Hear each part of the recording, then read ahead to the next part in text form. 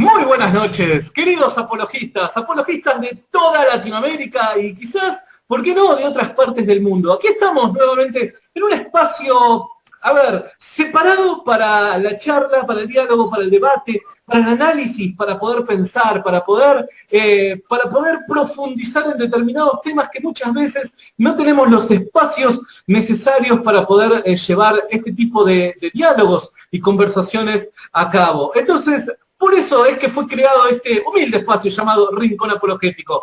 Y saludamos a todas las personas que se encuentran, vaya a saber en dónde te encontrás. ¿Por qué no nos envías un mensaje y nos contás? Capaz que estás, no sé, quizás acá en Argentina, como capaz que estás en otra nación, en otro lugar del mundo. De hecho, el otro día recibimos un mensaje de una persona de Grecia y nos hablaba ahí medio en griego que yo la verdad no entendía nada y tuve que utilizar ahí el traductor Google, pero la verdad es que estamos llegando a un montón de lugares y les queremos agradecer a todos, porque gracias a ustedes hoy nosotros podemos llevar adelante un tipo de programa por el estilo. Y a ver, como ustedes podrán ver, no estoy solo, yo no podría hacer nunca esto solo, sino que yo tengo que llamar a gente que sabe, aquellos que saben posta, aquellos que la verdad la tienen clara, y hoy tenemos a alguien que la tiene clara en el tema. ¿Cuál es el tema que vamos a desarrollar el día de hoy? El tema del aborto. ¿Por qué nuevamente tocar este tema? Primero porque hay un montón de dudas. Si hay un tema que es ¿cómo decirlo? Complejo a la hora de poder tocarlo, ¿no es cierto? En todas esas puertas que muchas veces se abren y demás, es este tema. ¿Por qué? Porque hay que identificar cuestiones morales y cuestiones también que muchas veces los medios de comunicación tergiversan en favor de muchas veces determinados movimientos políticos. Entonces, nuestra intención aquí es poder no hacer uso de ideologías religiosas, pese a que las tengamos, porque obviamente somos teístas, somos cristianos y obviamente nos aferramos a los principios bíblicos, pero en cuestiones o en charlas por el estilo lo que queremos hacer es apelar al sentido común, a la razón, a la evidencia, a ver por qué es que pensamos como pensamos. Y si hay alguien que nos puede responder y ayudar a entender cuestiones por el estilo, es nuestro amigo. A ver, porque ya es parte de esta casa, el don Juan Carlos Monedero. ¿Cómo le va, Juan Carlos? ¿Qué tal, Santiago? Muy buenas tardes. A ver, primero, la forma en la que te presenté, por favor, chapó. Te agradezco mucho, muy generoso de tu parte. Espero estar a la altura de las expectativas. Por favor, vos si hay algo que estás es a la altura. No sé cuánto medís porque sos medio chiquitito, pero estás a la altura siempre. Bueno, muchas gracias. Espero que la audiencia se vaya satisfecha de esta conversación y voy a hacer todo lo posible, como vos también seguramente. Seguro. Vamos a tratar de hacer todo lo posible para poder desentrañar todas las cuestiones que hoy en los medios de comunicación se dicen, se hablan acerca del aborto. Así que vamos a hacer una cosa. Necesitamos que nos envíes tus preguntas, tus opiniones. Hay mucha opinión dando vuelta, ¿no es cierto? Y muchas veces hay también mucha duda, porque las opiniones y los medios de comunicación son generadores de opiniones, ¿no es cierto? Entonces muchas veces las opiniones se forman en nosotros por causa de lo que vemos en la televisión. Y hoy lo que queremos hacer es abrir este espacio para que te quites todo tipo de dudas, para que hagas esas preguntas que quizás en otros espacios no la podés hacer porque capaz que, no sé, te miran mal o pueden llegar a pensar mal de vos y demás. Acá lo que queremos es desentrañar todo tipo de cuestión en cuanto al aborto. Así que envíanos tu pregunta, envíanos tu comentario, envíanos todo lo que quieras decirnos, ¿no es cierto? Siempre sea bajo el marco del respeto, estamos más que agradecidos en que lo puedas hacer. También compartí este video, compartí esta transmisión en directo, porque sabemos que hay muchos que desean que podamos charlar cuestiones por el estilo. A ver, Juan Carlos, estamos atravesando días, particularmente en Argentina, donde se quiere volver a instalar, ¿no es cierto?, esto de poder debatir cuestiones de aborto. Y si hay algo que yo jamás voy a olvidar, y que de hecho la última vez que hemos hablado cuestiones por el estilo, la he citado, ¿no es cierto?, y que tiene que ver con algo que vos dijiste que quedó marcado en mi corazón, por así llamarlo, y que tiene que ver con que hay determinados temas que sería una tontería ponerlos sobre la mesa a discutir. Y el tema del aborto es uno de ellos. ¿Por qué consideras de que es una tontería discutir el tema del aborto? Bueno, como siempre, Santiago, vos empezás con preguntas que son todo un plato fuerte. El asunto es así. Es evidente que hay una vida humana. Es evidente que una vida humana es una persona humana. Por lo tanto, no tiene ningún sentido que nosotros propiciemos espacios de debate sobre el aborto, sobre su legitimidad, sobre si es bueno o es malo. Cuando yo tengo que discutir el aborto, lo discuto como un mal menor. Es decir, como algo que no puedo evitar, pero que, puesto que del otro lado tengo a alguien que lo está defendiendo, me pongo a discutir con él. Pero me doy cuenta que es el mal menor y es hasta un mal necesario. En sí mismo, el tema no es discutible. Hay una vida humana, hay una persona humana, y exterminar a esa persona es matar a un inocente. O sea, no tiene racionalidad. Por eso es que asistimos a la polemización de lo obvio. Anoche escuchaba el debate entre Mónica del Río y Manuela Castiñeiras. Y Manuela Castiñeiras decía que el feto era un proyecto de vida. Es decir, no era una vida, sino que era un proyecto de vida. Estamos asistiendo a cosas que no tienen congruencia, ¿entendés? Entonces, por eso me parece que si tenemos que debatir el aborto, debatámoslo, pero no podemos propiciar un espacio. Yo no estoy de acuerdo con lo que decía el moderador, que en ese caso era Eduardo Feynman, que decía, me parece bien debatir. A mí me parece mal debatir esto. Acepto debatirlo porque somos llevados a este terreno y no podemos escaparnos. Y porque es preferible que frente a una voz que defiende un crimen haya otra voz que lo condene. En eso estamos de acuerdo. Sin embargo, me doy cuenta de que discutir lo obvio lleva a que las personas tarde o temprano dejen de ver a esta evidencia como lo que es y empiecen a admitir la viabilidad de dos posturas distintas y más o menos equivalentes, cuando no es así. Hay una vida humana, hay una persona humana y exterminarla es un crimen.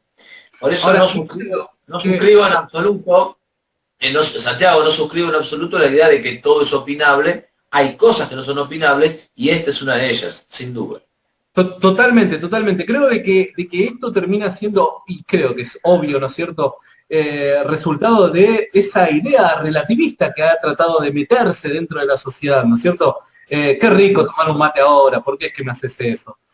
A ver, también hay otra cosa, ¿no es cierto? Porque aquí creo yo de que se terminaría el debate, se terminaría en absoluto el debate, si las partes se ponen de acuerdo y que pese a que existe la evidencia para hacerlo, muchas veces se niega esa evidencia, ¿no es cierto? Y se niega el uso de la razón, pero pese a eso creo que se terminaría el debate si llegamos a la conclusión de cuándo comienza la vida humana, porque creo yo de que cualquier persona que se llame al sentido común y a las evidencias, diría de que es incorrecto y está mal matar a un ser humano. Pero hoy por hoy en los medios de comunicación es como que se está tratando de instalar la idea de que hay cierta incertidumbre científica en cuanto comienza la vida humana. Las evidencias, ¿qué es lo que nos dicen, Juan? Mirá, esto que decís vos es así. Radio Mitre, por ejemplo, la radio de mayor difusión en Argentina, prestó su voz para ese tal Tato hace un par de semanas, y recuerdo con mucha claridad cómo parece que Durán Barba había hablado sobre la pena de muerte, y Tato respondió que no cabía ningún tipo de debate y que el tema de la pena de muerte no era debatible. Ahora bien, fíjate, mientras este hombre se cierra a debatir un tema, que es la condenación a muerte de un culpable, no tiene ningún problema en discutir la condenación a muerte de un inocente. Por lo tanto, es lo que decís vos. Hay una voluntad de discutir el tema que es clarísima. Y yo lo pude percibir por ejemplo, en Radio Mitre. Es impresionante. Hace 2 semanas decían una cosa y ahora, hoy, están dispuestos a debatir sin ningún problema si el aborto sí, aborto no. La cuestión está... Eso que decimos es tal cual.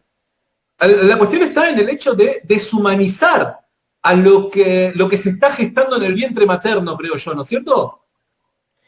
claro, lo tratan como una cosa y no una persona, lo tratan como un algo y no un alguien. Y respecto a tu pregunta de si hay evidencia, yo estaba recién buscando y encontré la declaración de la Academia. Tuvimos un inconveniente, se nos cayó esto. Disculpa, Santiago. No pasa nada, puede pasar, puede pasar. Sí, a ver.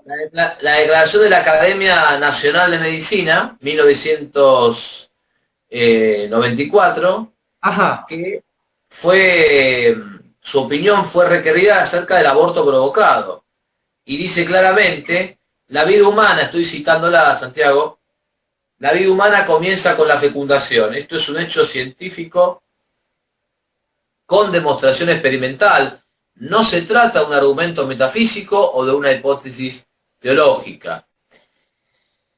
Y después sigue diciendo, sigue toda la declaración de la Academia, no soy yo. Hay experiencia mundial en que la legislación del aborto no termina con el aborto clandestino, otro de los famosos argumentos. Y por último, mirá qué contundencia la Academia, dice, terminar deliberadamente con una vida humana incipiente es inaceptable. Representa un acto en contra de la vida, pues la única misión de cualquier médico es proteger y promover la vida humana, nunca destruirla. Más claro imposible. Entonces acá tenés que la Academia, y ya hace más de 20 años, reconoce que hay vida humana desde la concepción. Y eso es un hecho incontrovertible, no es un hecho, no es una opinión, sino que es una verdad científica de puño. Debería terminar si la discusión fuese una discusión racional, que acá está el punto. Cuando vos escuchaste hablar del término porfiado, ¿quién es el porfiado? El porfiado es el que mantiene una posición cuando ya la evidencia se le vuelve contraria. Totalmente. Las abortistas son porfiadas. Por eso, como decías, no tienen razones, incluso podrían ser equivocadas, no tienen razones, sino objetivos. Y los objetivos son la naturalización del aborto, es decir, que parezca algo natural, algo común, que nos acostumbremos, que acostumbren nuestro oído a escuchar esa posición. Por eso es que no les importa la verdad y tampoco les da pudor contradecirse. Vos fijate, vienen la típica, una persona y te dice, bueno, che, y el caso de una niña que fue violada, en ese caso una niña de 12 años, ¿por qué no podría abortar? Pero la verdad es que ese tipo que te da ese ejemplo está a favor del aborto en otros casos. Antes de los 3 meses, en caso de que el hijo sea, de que el fruto de la relación sea un niño enfermo de Down. Está a favor también si la mujer no se siente madre, no se siente realizada o quiere hacer sus estudios, está a favor del aborto en ese caso también. Es decir, te pone el ejemplo sensible del aborto en caso de violación para provocarte, pero no porque crea en él. Te pone el ejemplo de la mujer pobre para provocarte, pero no porque crea en él, porque él también está a favor de otros casos, aunque la mujer no sea pobre. Y ahí te das cuenta de la incongruencia. Totalmente, totalmente. De hecho, ahí es donde nosotros tenemos que ser inteligentes, ¿no es cierto? Y saber oír, porque muchas veces en medio de todo ese barullo se usan determinados supuestos argumentos que parecen que van, y creo que la intención es ir directo al corazón, sin puenteando, por así decirlo, la razón. Y hoy está funcionando, porque utilizar argumentos como esos, y muchas veces hasta funcionan en mucha parte de la sociedad, ¿no? De hecho, el día de ayer estaba escuchando un debate acerca del aborto, ¿no es cierto?, acá en un canal de televisión en Argentina, y una de las feministas que estaba ahí, ¿no es cierto?, debatiendo, ¿no es cierto?, de forma irracional, porque no se podía llegar a poder tener una charla coherente y respetuosa con esa mujer. Pero pese a eso, lo que decía era lo siguiente, claro, ella había abortado. Y lo que decía es, yo no soy una asesina. Y además, proponía esto, además el aborto se tiene que legalizar porque hay miles de mujeres que se están muriendo por causa de abortar en clínicas clandestinas. Y empezó a gritar, las mujeres nos morimos, las mujeres nos morimos. Bueno, a ver, acá hay una realidad, ¿no es cierto? El chorro que va a robar, el ladrón que va a robar, sabe qué tipo de consecuencias tiene que enfrentar y que es muy probable que por causa de eso que está incorrecto, que es incorrecto y que mismo así lo quiere llevar a cabo, tenga sus consecuencias y termine siendo perjudicial para él mismo. Entonces, decir de que hay que legalizar el aborto porque las mujeres se mueren cuando lo practican, es exactamente lo mismo que decir, che, no tenemos que meter más preso a los ladrones que salen a robar a mano armada, porque si aún está penalizado, los policías en un tiroteo pueden llegar a dañar su integridad física. Eso es un error, eso es una estupidez. Entonces, creo yo de que tenemos que aprender a detenernos a oír ese tipo de argumentación porque son falaces y por lo general apuntan a la emoción, al sentimiento y tratan de saltear la razón. A la emoción, al sentimiento y al resentimiento, agrego, porque también se juega con las pasiones de esa mujer pobre, esa mujer que fue lastimada, que fue injustamente discriminada, y así uno se va metiendo dentro de ese espíritu. Como decís vos muy bien, se trata de más bien una atmósfera, no de un argumento racional, porque no lo hay, Santiago. Vos te diste cuenta que no lo hay. Y es más, buceando en el tema de la clandestinidad, hay que decir varias cosas. En primer lugar, si fuera verdad que las mujeres mueren por la clandestinidad, entonces, en los países donde el aborto está legalizado, no moriría ninguna. Sin embargo, en los países donde el aborto está legalizado, hay mujeres que de todas maneras mueren en abortos legales. Mueren al practicarse abortos legales. Es interesante que uno pueda bucear y profundizar y ver cuánta sangre pierde una mujer en un aborto. Entonces, primer argumento, hay mujeres que mueren en abortos legales. Segundo argumento, y lo dice la Academia Nacional, te lo voy a leer ahora, que si bien la morbimortalidad materna es mayor en los abortos clandestinos, no es la mortalidad materna exclusivo de ellos, y sigo leyendo a la Academia, pues el daño es inherente al procedimiento mismo. Es decir, lo que es peligroso para la mujer no es tanto que sea clandestino o legal, sino es la naturaleza misma del procedimiento que es contraria a su naturaleza de madre y que por lo tanto la pone en riesgo. Ese es el motivo. Por eso es que, digámoslo todo, una mujer que mata a su hijo y muere matando. Qué terrible, muere una asesina. Una mujer que ha decidido eliminar a su hijo, qué dramático, qué horror, que el último acto de su vida, en vez de dar a luz a otro, sea eliminarlo y que después muera. Es algo realmente trágico, pero tenemos que decir la verdad.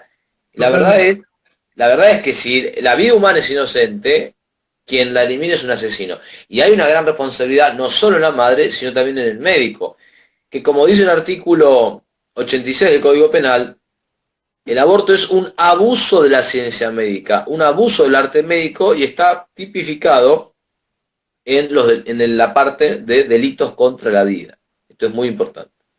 Ahora, quiero un breve instante ir a los comentarios, porque hay muchas preguntas que son muy interesantes y que de hecho abordan temas que yo pretendía poder charlar con vos, ¿no es cierto?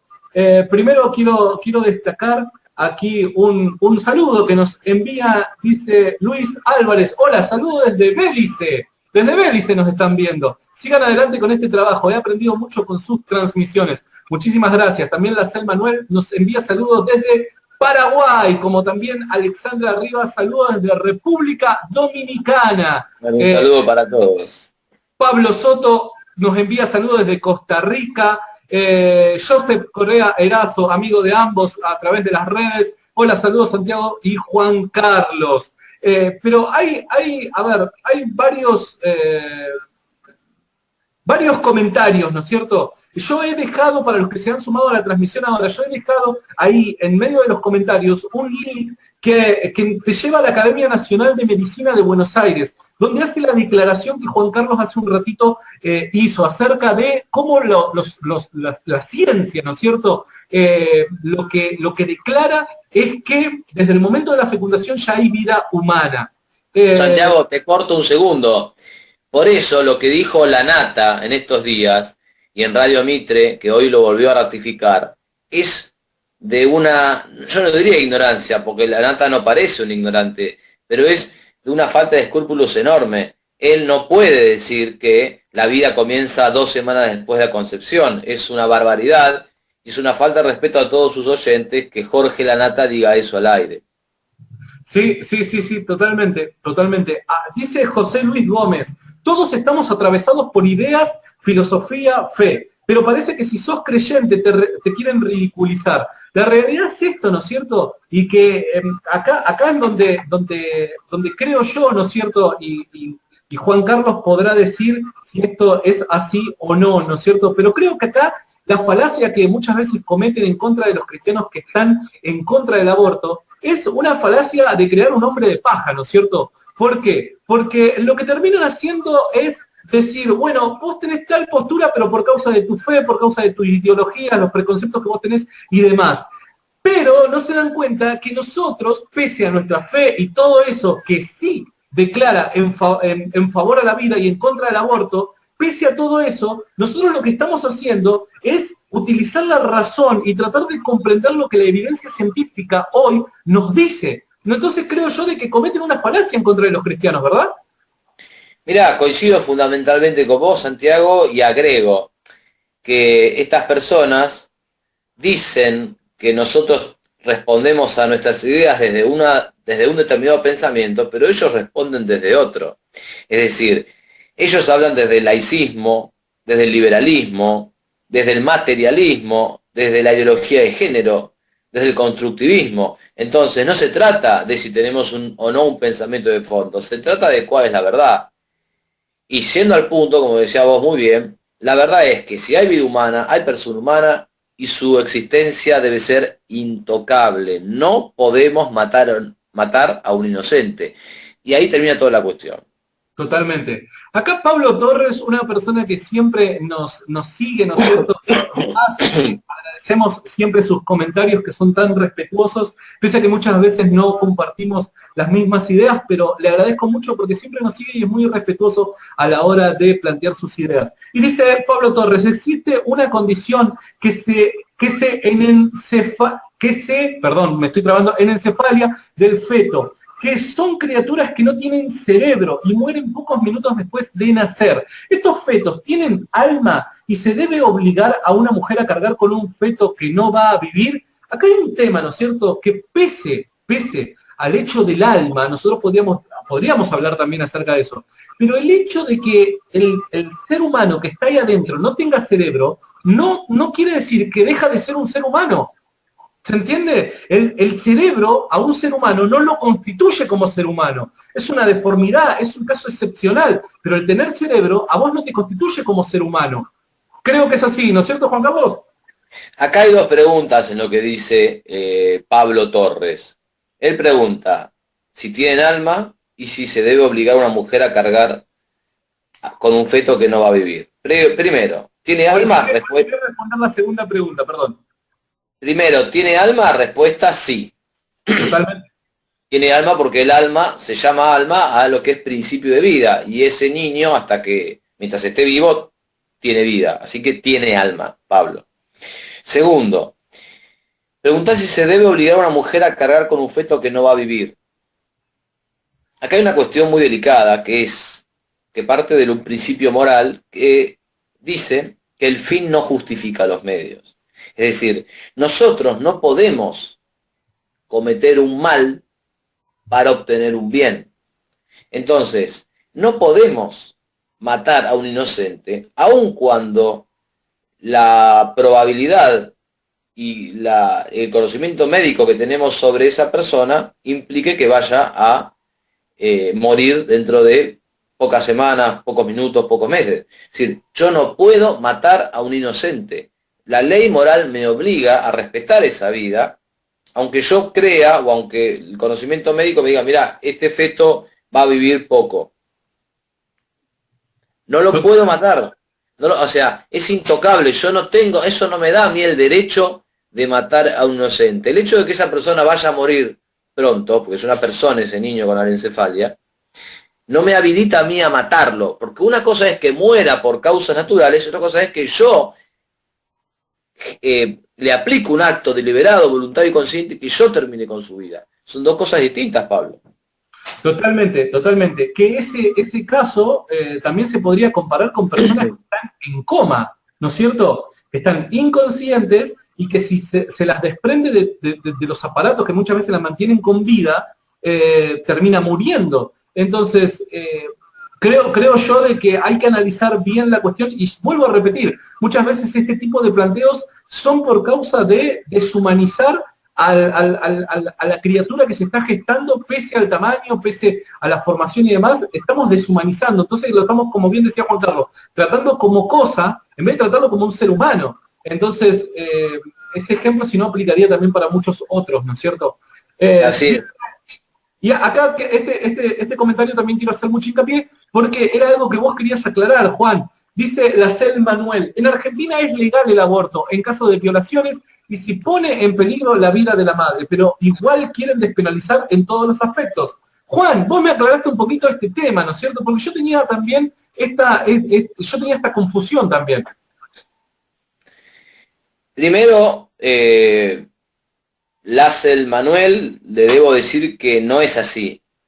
El aborto es ilegal en Argentina. Va usted al artículo, a los artículos 85, 86 y va a ver que en el marco de delitos contra la vida está el aborto, que está penalizado. Como dice el código, es un caso de abuso de la ciencia y del arte médico. Lo que pasa es que en el artículo siguiente, el legislador indica que en algunos casos el aborto no será punible. Y acá tenemos que explicar la diferencia entre lo punible y lo no punible, ¿no? Porque si no, no entendemos nada. No es cierto que el aborto sea legalizado, ni siquiera en los casos en que la ley lo considera no punible. No punible significa para el derecho que no va a ser perseguido ni castigado. Es decir, el derecho sabe que hay acciones antijurídicas y que una parte, casi toda, de esas acciones antijurídicas van a ser perseguidas y penalizadas. Pero hay algunas acciones antijurídicas que no van a ser perseguidas ni penalizadas. Te voy a dar un ejemplo, Santiago. Si yo estoy manejando un auto y como consecuencia de una negligencia mía, yo mato a mi hijo que está atrás en el auto, yo soy un homicida. Doloso, pero soy un homicida. Yo maté a mi hijo. Ahora, la ley no me castiga. ¿Por qué? Porque considera lo que se llama pena natural. Es decir, para mí ya es suficiente castigo saber que yo soy el culpable de haber matado a mi hijo. Entonces la ley no suma otro castigo, como podría ser la pérdida de mi libertad y estar en la cárcel varios años. En cambio, si en el auto no está mi hijo, sino que hay otra persona y yo lo mato, por negligencia, yo choco y lo mato, yo sí debo pagar por la vida de esa persona si no es mi hijo. Ahora, cuando la ley dice que en el caso de la muerte del hijo originada por propia culpa, estamos ante una conducta no punible, no está diciendo que es una conducta deseada, no está diciendo que es un derecho, no está diciendo que es buenísimo, está diciendo que es un hecho antijurídico, pero que en este caso la ley no lo va a perseguir. Es lo mismo con el tema del aborto. Cuando el aborto es no punible, no está diciendo la ley que es un derecho, que es deseable. Ni siquiera lo está proponiendo como modelo. Está diciendo que en esos casos no lo va a perseguir. Y si querés te explico de dónde viene esto. Esto tiene que ver con el darwinismo. Porque los casos en que el aborto es no punible tienen que ver con los casos de mujeres embarazadas, mujeres idiotas o dementes que han sido violadas. Entonces, en la concepción darwinista, en la cual los débiles debían morir, eso tenía sentido. Solamente por una aclaración, ¿no es cierto? Porque nos vemos gente de varios países. La palabra idiota es la que se usa propiamente ¿cómo es? En el artículo, ¿no es cierto? No necesariamente es una palabra ofensiva, como muchas veces se hace uso de la palabra. Está bien, por las dudas, porque nos ve mucha gente de varios países y puede llegar a confundir eso. Está perfecta tu aclaración, yo no me había dado cuenta y te lo agradezco. El término idiota o demente no es un término que yo pongo, está en la letra de la ley. Como decís vos, refiere a alguien con deficiencias mentales, no es un término despectivo cuando yo digo sos un idiota, estoy diciendo otra cosa. Totalmente. Ahora bien, para explicar la cuestión, digámoslo de una manera contundente. La ley que considera el aborto no punible tiene su origen en una mentalidad darwinista de principios del siglo XX, según la cual los débiles tenían menos dignidad. Por eso, una madre que tenía síndrome de Down era considerada como de menor dignidad y por lo tanto, si su hijo, la ley decía que no iba a perseguir el asesinato de su hijo. La ley no estaba diciendo que lo maten, estaba diciendo que iba a considerar no punible ese tipo de abortos. Personalmente yo considero que está mal eso. Pero una cosa es que la ley te diga esto es no punible y otra cosa es que la ley diga esto es un derecho. Un derecho es el salario, un derecho es la jubilación, un derecho son las vacaciones, pero el aborto no es un derecho, es un crimen y el mismo Código Penal argentino lo dice. Eso quiero que quede completamente claro. Entonces, un comportamiento antijurídico puede ser no punible, pero cuando la ley lo llama no punible no está diciendo que es deseable, está diciendo solamente que elige no perseguirlo. Y de la misma manera que no lo está recomendando, tampoco podríamos decir que la ley recomienda que vos manejes y que choques y mates a tu propio hijo. Sería tan absurdo una cosa como la otra. Entiendo, genial. Nos escribe Ana Gabriela Solís de Aguilar, saludos desde Rockport, Texas. También desde Estados Unidos nos están viendo. Y acá hay un comentario que también me llama mucho la atención, que quiero decirlo, y es Dainel Tamayo, y escribe lo siguiente: en Estados Unidos, según cifras oficiales en los estados donde se permite el aborto, los que ocurren como resultado de una violación son menos del 2%. El 98% se produce como control de natalidad. No podés justificar cualquier tema usando solo el 2% de los casos para justificar el otro 98%. Hablemos en base de la mayoría de los datos, ya que evidentemente es la falta de responsabilidad el verdadero problema. Yo creo exactamente lo mismo. De hecho, una de las cosas que hablábamos recién con Juan Carlos, y que lamentablemente no lo teníamos acá a mano, pero son también las estadísticas, ¿no es cierto? Porque si yo no me equivoco, en Argentina, y puedo cometer un error, ojo con lo que voy a decir, pero si yo no me equivoco era el 1% en Argentina, ¿no es cierto?, en el caso de abortos por violación. Ahora, acá también hay toda una estrategia, por así decirlo, ¿no es cierto?, para insertar el tema y discutirlo.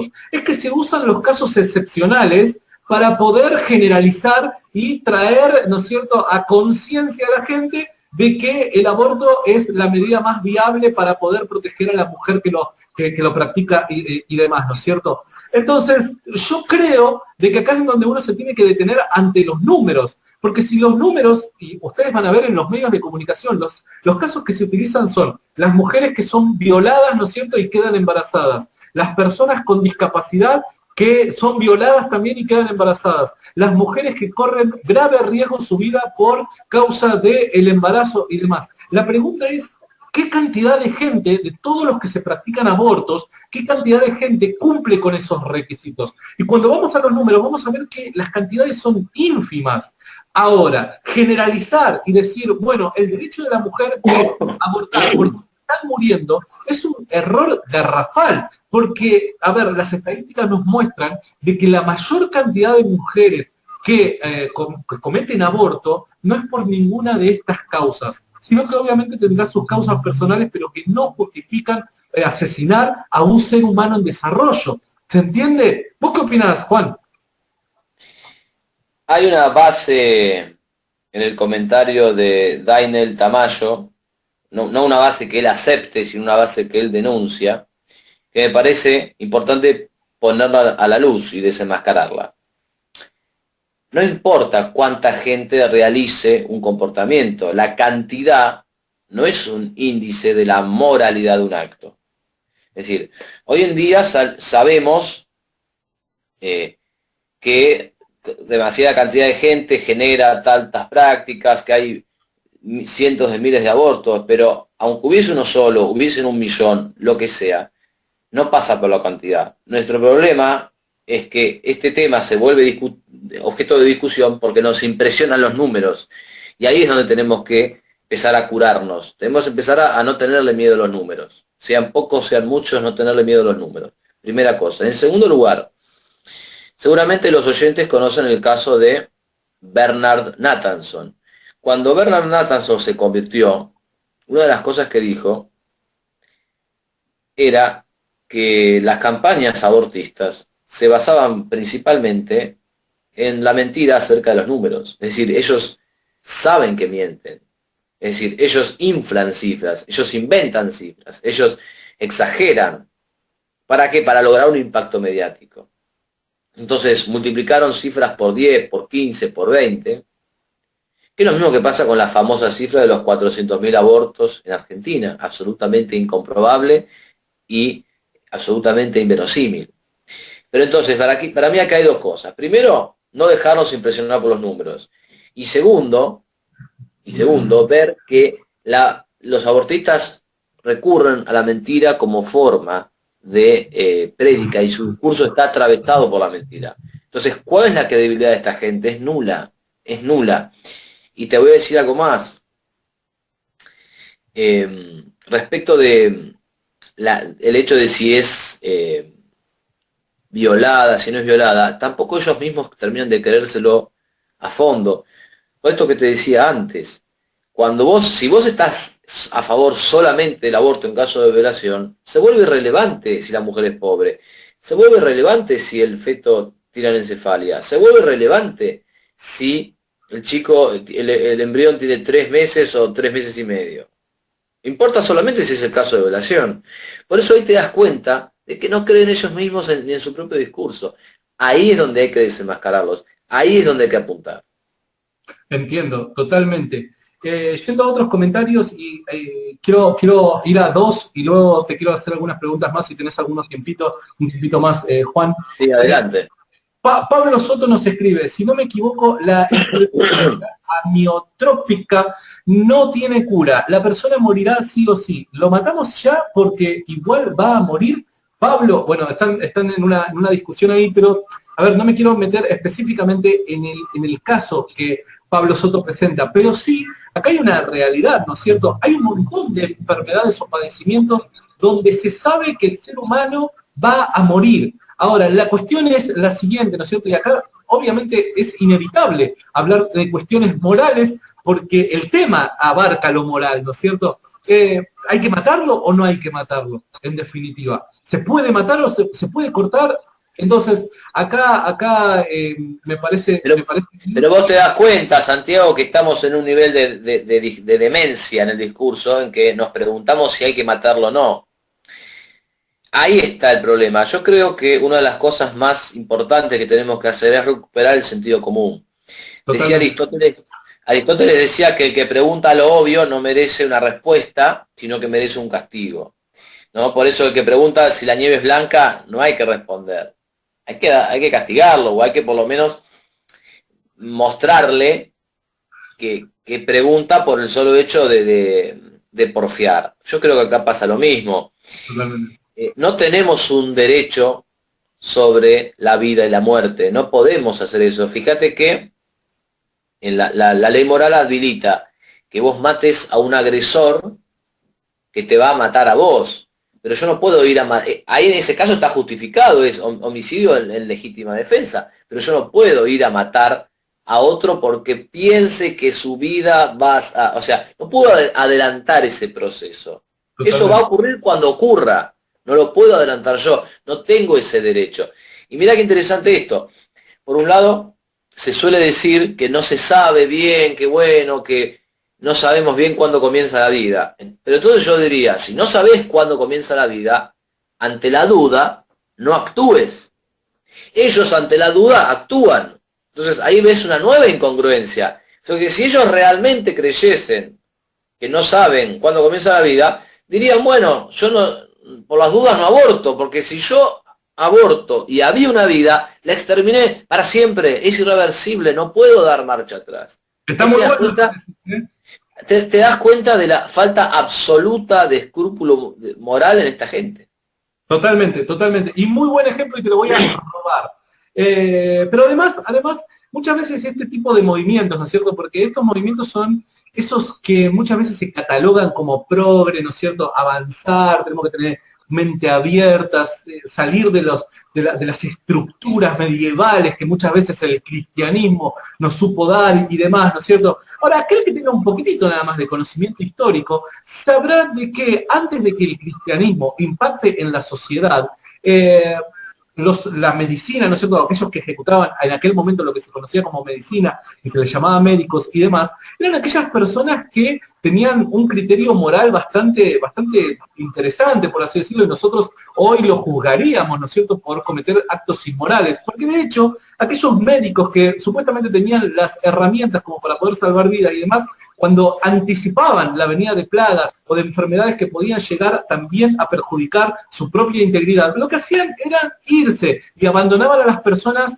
que podían llegar a tener riesgo su vida. Cuando viene el cristianismo, cuando se penetra el cristianismo dentro de la sociedad, lo que ocurre es que se revierte esa mirada. Y dicen los textos históricos, lo que dicen es de que los cristianos asombraban, ¿no es cierto?, a las multitudes paganas por causa de que en esos momentos no abandonaban a las personas, sino que las cuidaban, las protegían, pese a que podían salir perjudicados con el mismo padecimiento. Entonces, para aquellos que dicen, no, porque nosotros tenemos que avanzar y tenemos que dejar el pasado atrás y demás, volver a este tipo de pensamiento es retrasarnos casi 2000 años en cuestiones de avances morales. Y la verdad que, a ver, eso sería algo trágico, ¿no es cierto, Juan Carlos? Sí, como decís vos, acá también hay algo de otro orden, porque solamente desde la caridad sobrenatural se puede hacer eso. La justicia no lo exige, la justicia natural no lo exige, y solamente desde el Evangelio de Cristo alguien puede exponer su vida para salvarla de otro. Pero yo, antes que nada, quiero decirte algo, frente a los que nos digan medievales, la verdad que yo estoy muy orgulloso del medioevo cristiano. Me parece que el medioevo cristiano ha sido la gloria de Occidente. Un periodo fecundo en fe, razón, ciencia. ¿Por qué yo tengo que ocultarme de eso? Me parece que tenemos que avergonzarnos más que del medioevo cristiano, de la modernidad, de la posmodernidad, del siglo XX. El siglo XX, un siglo que no tuvo un solo día de paz, con armas de destrucción masiva que exterminaron a millones y millones de personas. Entonces me parece que si se trata de hacer un juicio de valor histórico, habría que pensarlo dos veces. Sos un grosso.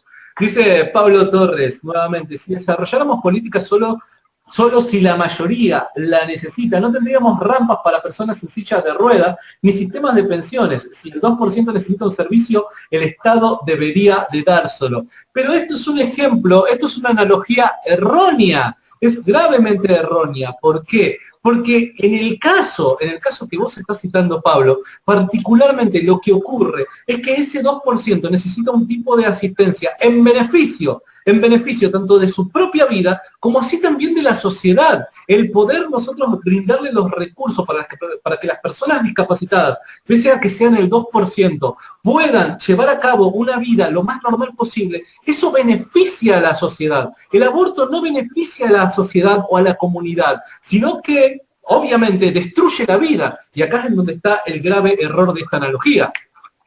Yo quiero agregar solamente algo. En la oración final, el comentario dice, si el 2% necesita un servicio, el Estado debería darlo. Es que ahí está el tema, no es un servicio. Matar a alguien no es un servicio. Entonces, una vez que estamos en claro de que matar a alguien es un servicio, ya no tiene sentido planteárnoslo. Para mí acá está el punto.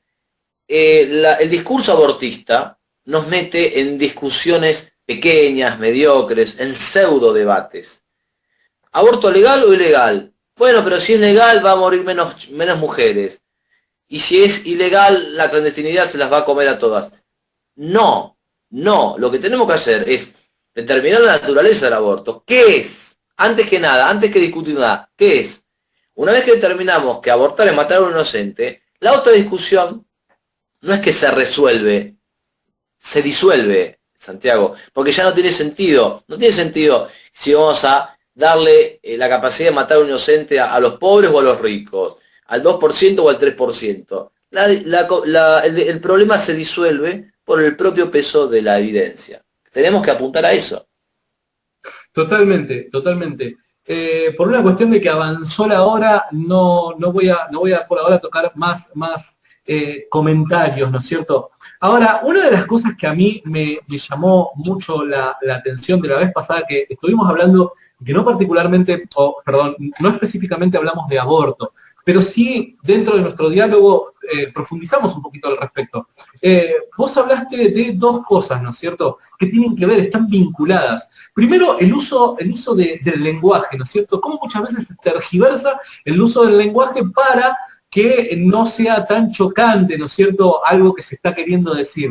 Y dentro de ese mal uso o empleo del lenguaje, también hay palabras como la que un comentario hoy, que ahora no lo encuentro, nos decía, el famoso aborto terapéutico. Bueno, ¿nos podrías explicar un poquito, Juan, a qué se refiere esto? Sí, sin mengua de la explicación, quiero decirles que este tema lo desarrollé en un libro que escribí y publiqué hace unos 2 años, que se llama Lenguaje, Ideología y Poder. Los remito a ese libro, donde lo tengo más desarrollado el tema. Está en Amazon, está en castellano y está disponible. Ahí lo despliego más, pero sin mengua de eso. Acá, de nuevo, la ideología abortista, los abortistas, los lobbies de presión cultural, político e ideológico, juegan su carta, que es la carta de la famosa guerra semántica o la batalla lingüística. ¿Por qué? Porque si vos vas a la definición de terapia, ves que terapia viene significa curar. Una acción terapéutica es una acción que cura. En cambio, cuando una mujer tiene un niño, y si tiene un problema, ella, no sé, cáncer, cualquier enfermedad que tenga, lo que se llama aborto terapéutico no es que la cura a la mujer, es una acción sobre el niño que lo mata. Es un abuso del lenguaje llamar terapéutico, porque el niño no es un virus, no es una enfermedad. Por lo tanto, ahí tenemos al desnudo, en cámara lenta, cómo funciona la guerra semántica en la ideología abortista. No existe el aborto terapéutico, es un abuso del lenguaje. Y utilizan ese adjetivo terapéutico para de alguna manera neutralizar el impacto negativo que tiene la palabra aborto. Entiendo. Quisiera hacer mención a un comentario que me parece súper interesante y valioso para la charla.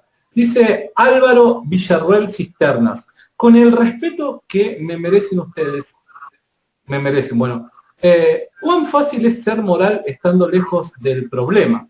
Si alguna mujer queriendo abortar les propusiese que no abortara, porque ella no quiere ese bebé, y su única exigencia es que ustedes se hiciesen cargo del bebé, ¿lo harían? A ver, acá creo que también... Mi respuesta es fácil, yo sí lo haría. Ah, bueno, muy bien. Ahora, a ver, acá hay un tema, ¿no es cierto? Y que creo que pese a la respuesta, nos estamos metiendo y estamos sin querer saliendo del eje de la conversación, si el abortar es malo o no. ¿Por qué?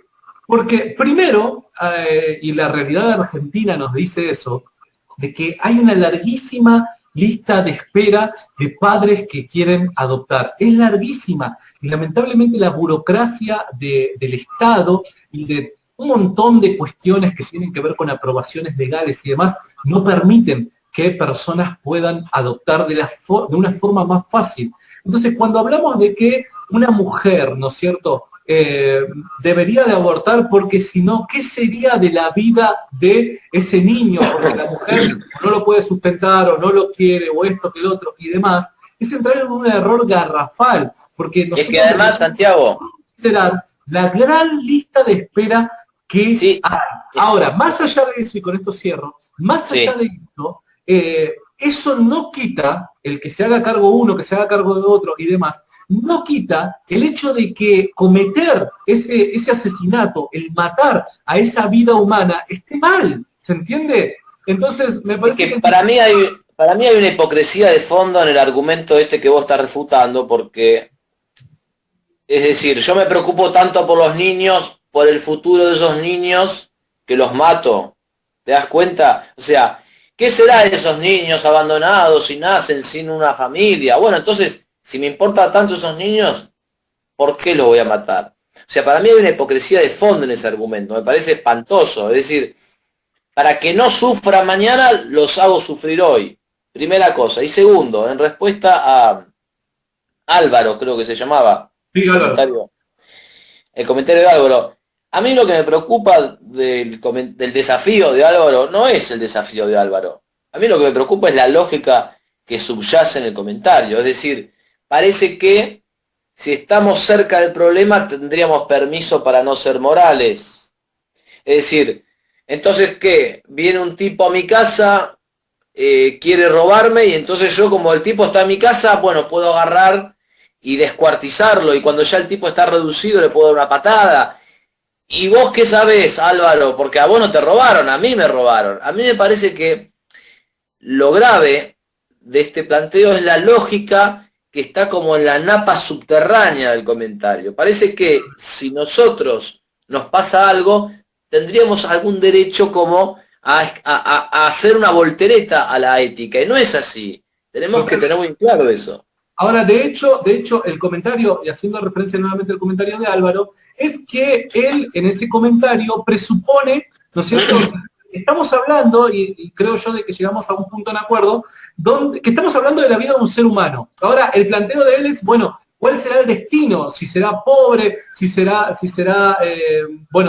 dejado en la calle, un montón de cosas malas que pueden llegar a ocurrirle a un ser humano al nacer. Pero creo de que hay una presunción de que estamos hablando de vida humana. Ahora, si estamos hablando de vida humana, ¿cuál es la diferencia dentro del vientre materno o fuera del vientre materno?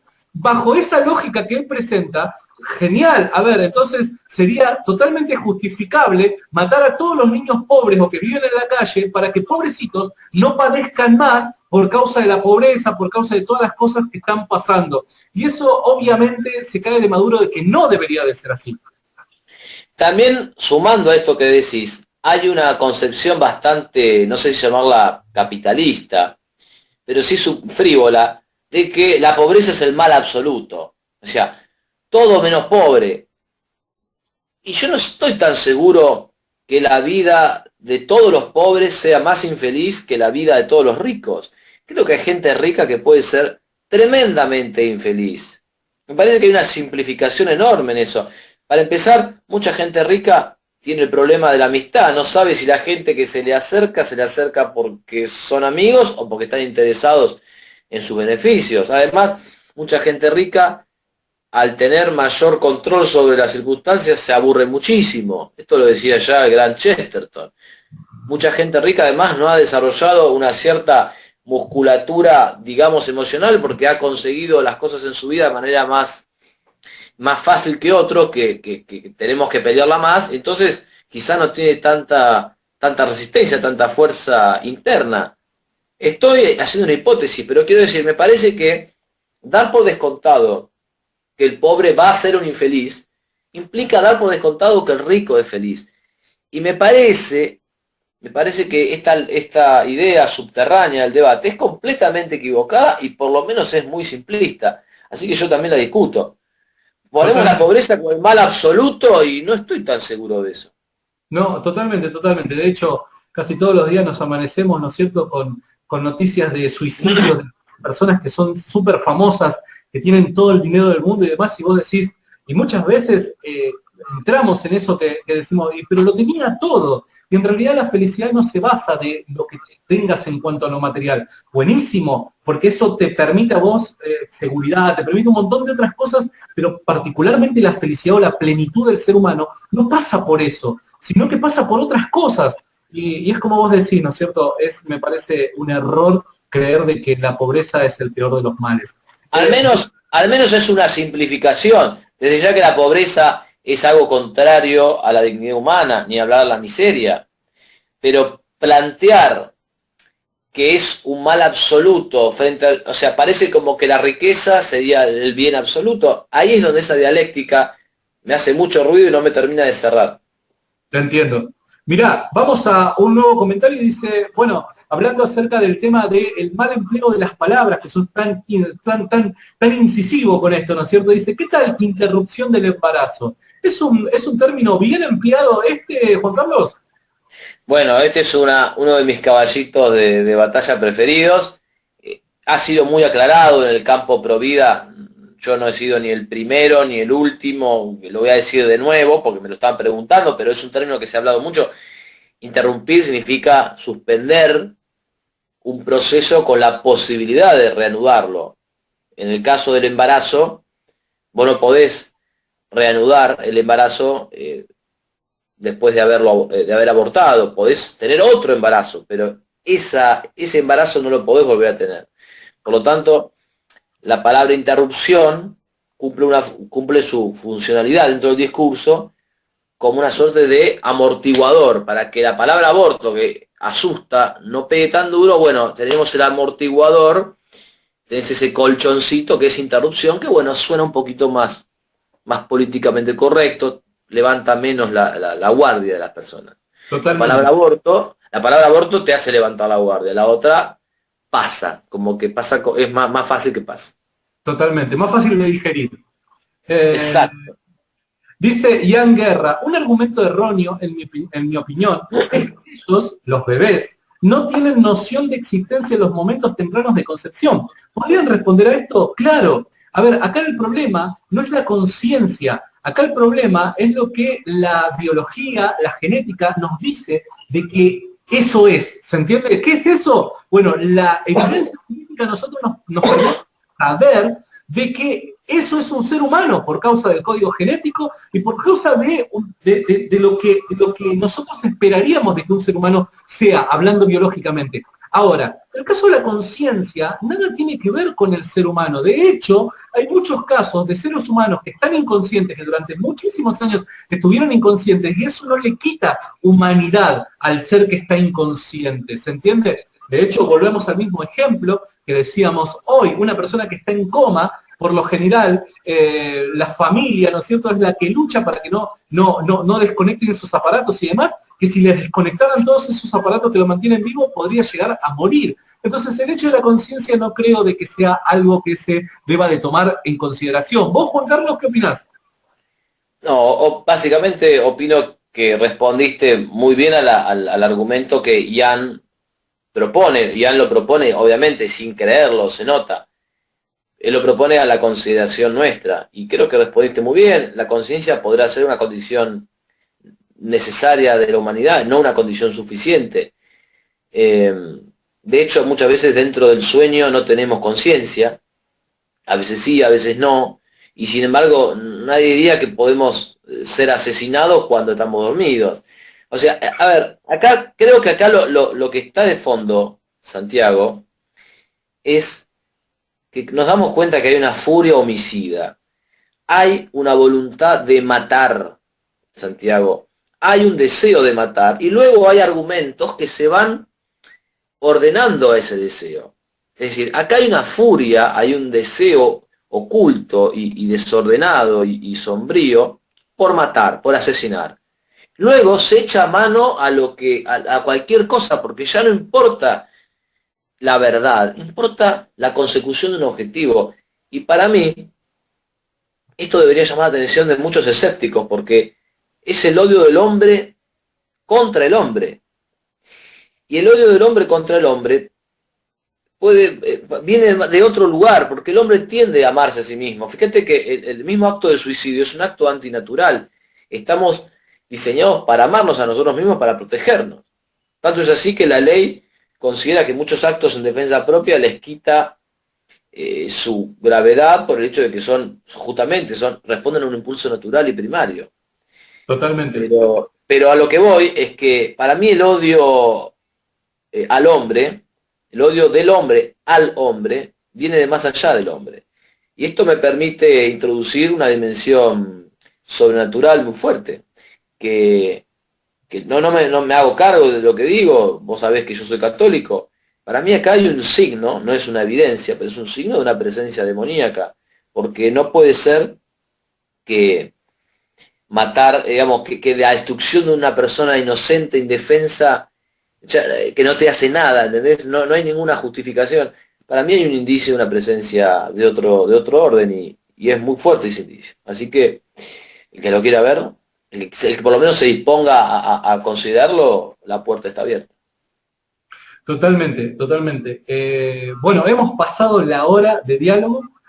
Para aquellos que después se pongan a mirar esta charla que hemos tenido y demás, ustedes podrán notar de que en ningún momento hemos utilizado ningún tipo de argumento en pos de la fe, en pos de la idea religiosa a la que cada uno puede llegar a aferrarse y demás. No hemos utilizado ningún tipo de argumento como muchas veces se postula desde el lado del escepticismo, ¿no? Que los cristianos están en contra del aborto por sus creencias religiosas.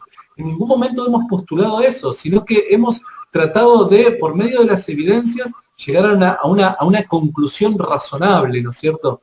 Y creo que hemos presentado muchas ideas, muchos argumentos para desentrañar esta confusión social que estamos viviendo y que esperemos que no avance, ¿no es cierto? Porque si Argentina llega a tomar en consideración esto, ¿no es cierto?, del derecho de la mujer a abortar, sería... El pseudo derecho. Bueno, el pseudo derecho de la mujer a abortar sería una catástrofe muy, muy, muy importante. Por último, quisiera decir que las mayores matanzas, ¿no es cierto?, los mayores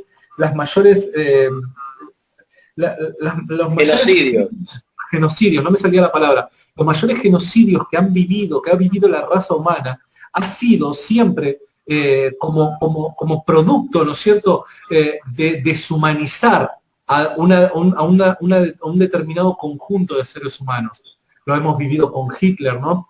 Entonces, me parece de que hoy, pese a, vuelvo a repetir, a la edad del niño que se está gestando en el vientre materno, pese al desarrollo, pese al tamaño, pese a la ubicación y demás, al deshumanizarlo, nosotros estaríamos entrando en un error gravísimo como los que hemos vivido este último siglo que ha pasado. Así si me permitís, Santiago, agregando a tu conclusión final, quiero decir una cosa. Muchos de los planteos que tienen que ver con este tema, los abortistas insisten en no mezclar religión y política, y sin embargo van a protestar, van a insultar, van a ofender y a profanar templos religiosos. Es decir, además de destruir otras instalaciones, vos fíjate los encuentros nacionales de mujeres autoconvocadas. Entonces, creo que acá también hay un indicio muy fuerte de que si bien ellos en el discurso dicen que no hay que mezclar la religión con lo social, en el fondo ellos mismos lo están mezclando, pero negativamente. Y en tercer lugar, me gustaría agregar también que siempre se suele hablar de la Segunda Guerra Mundial, de los alemanes, de los nazis, y es muy curioso que los grupos de izquierda que son y se declaran antinazis, a lo largo de la historia, cuando gobernaron, siempre dejaron una mancha de sangre en todos los países donde fueron poder, y que hay un libro muy interesante, se llama El Libro Negro del Comunismo, que ofrece datos de que los gobiernos comunistas a lo largo del siglo XX habrían eliminado a más de 100 millones de personas. Es decir, que la autoridad moral de la izquierda para criticar los crímenes de otras ideologías es absolutamente nula, y que haría mejor en callarse la boca y en culparse a sí mismos en vez de buscar las culpas en otros. Es totalmente cierto, Juan. Por último, tiene razón acá la Cel Manuel, dice, no se habló sobre el argumento de los proabortistas de que no se puede decidir sobre el cuerpo de la mujer, según ellos, de su cuerpo, su derecho. Bueno, es cierto. A ver, hizo otra tontería y ahora vamos a mostrarlo por qué. El decir, yo tengo derecho sobre mi propio cuerpo, es un error garrafal, porque primero, el niño en gestación no es el cuerpo de la mujer. Ahora, sí lo que uno puede llegar a considerar es, bueno, pero depende directamente del metabolismo de la mujer, ¿no es cierto?, del cuerpo de la mujer, porque con eso se mantiene con vida. Ahora, hagamos una analogía y pasémoslo a dos adultos, una persona que, no sé, una persona anciana de 93 años que está en necesidad de poder comer porque no se puede sustentar por sí misma y la familia la abandona. Bajo el marco legal, eso es abandono de persona, porque hay una obligación moral que a mí me obliga a actuar en favor de aquel que lo necesita. Entonces, exactamente el mismo ejemplo se puede aplicar al caso del niño en gestación de la mujer. No sé vos qué opinás, Juan Carlos, acerca de esto. Coincido con vos y agrego.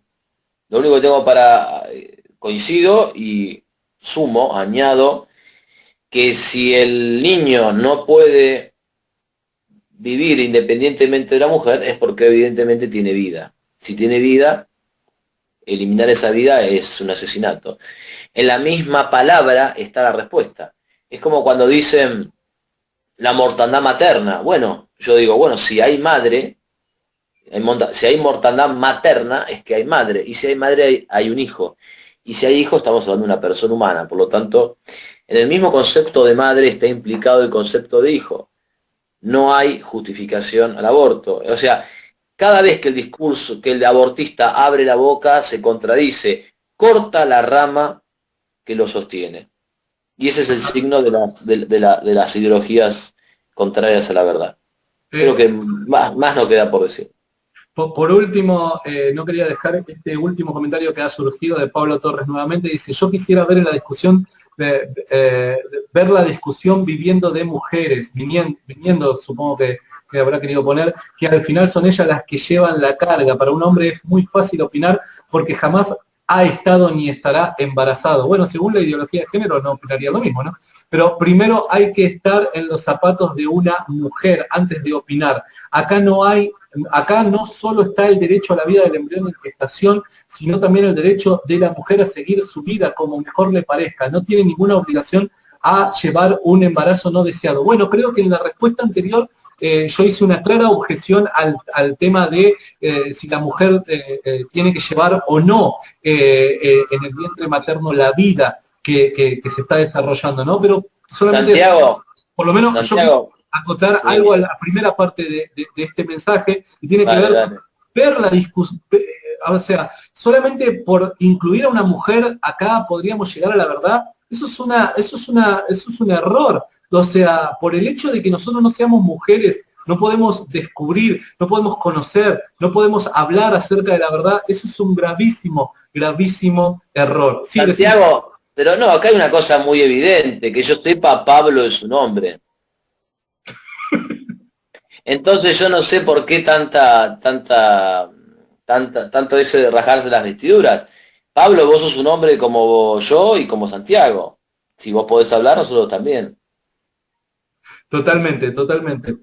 Bueno, a ver, vamos finalizando ya con esta transmisión. Juan Carlos, la verdad que fue primero un privilegio, un placer poder estar charlando nuevamente contigo. Igualmente. Bueno, gracias por tu tiempo, porque la verdad que ha sido una transmisión larga y sé que esto cansa muchas veces porque hay que mantener una atención, ¿no es cierto?, y todas esas cosas. Así que muchísimas gracias.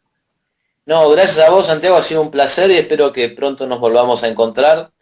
Te mando un fuerte abrazo y un saludo para toda la audiencia. Y para todos los que están en el otro lado, muchísimas gracias por habernos acompañado en esta transmisión. Esperamos haber podido tocar la mayor parte de dudas que suelen surgir con el tema del aborto. Si en algún momento vos tenés alguna otra duda o que quieras poder plantearnos alguna pregunta, vos sabés que nos podés escribir a Rincón Apologético, hay un mensaje por privado, me podés enviar una solicitud de amistad a mí, soy Santiago Alarcón, o a Juan Carlos Monedero, quien también tiene un espacio en Facebook, que no solamente es usuario personal, sino que es el Frente Cultura y Verdad, ¿no es cierto? ¿O se me equivoco el nombre? Frente Cultural, Verdad y Acción. Perdón, me confundí, mil disculpas, perdón. Donde también, bueno, vos subís artículos, ¿no es cierto?, y publicaciones de tu propia autoría, ¿verdad? Estamos generando contenidos con varios amigos en el Frente Cultural, Verdad y Acción. Tenemos un blog que se llama Apologética en la Argentina y hace 2 años, como referí, publiqué un libro que se llama Lenguaje, Ideología y Poder, donde desarrollo todos estos temas, las estrategias discursivas sobre ideología de género, aborto, lobby homosexual, desde un punto de vista filosófico, psicológico y también desde el análisis del discurso. Así que quiero agradecerte, Santiago, por el espacio y bueno, quedo a tu disposición. Muchísimas gracias. Ya vamos a hacer algo juntos seguramente acá, algún interrogo cristiano tenemos que hacer, tenemos que armar bardo, diría mi amigo, ¿no es cierto? Sí, te dice Lacel Manuel, deja el perfil deja el perfil o página de tu invitado Juan para seguirlo. Sí, lo acabo de hacer, perdón, y perdón Juan que me olvidé de hacerlo en el comienzo de la transmisión, pero aquí arriba, en la descripción del video, aparece el perfil de Juan Carlos Monedero. Así que si le querés mandar un mensaje, escribirle, mandarle una solicitud de amistad, yo creo de que él va a estar encantado de poder recibirla. Muchísimas gracias a los que están del otro lado, gracias por siempre seguirnos, y recuerden, el día lunes vamos a estar nuevamente con reseñas de libros apologéticos, y el día martes vamos a estar nuevamente acá en una transmisión, un reportaje, donde vamos a continuar el tema del aborto, pero lo vamos a hacer con un invitado que es el director de bioética de Asiera, acá del conjunto de iglesias evangélicas. El director de bioética va a estar acá con nosotros en Rincón Apologético para explicarnos desde el plano científico un poquito más acerca de estas cuestiones del aborto. Muchísimas gracias, esto fue Rincón Apologético y nos vemos la próxima. Chau, chau. Un abrazo.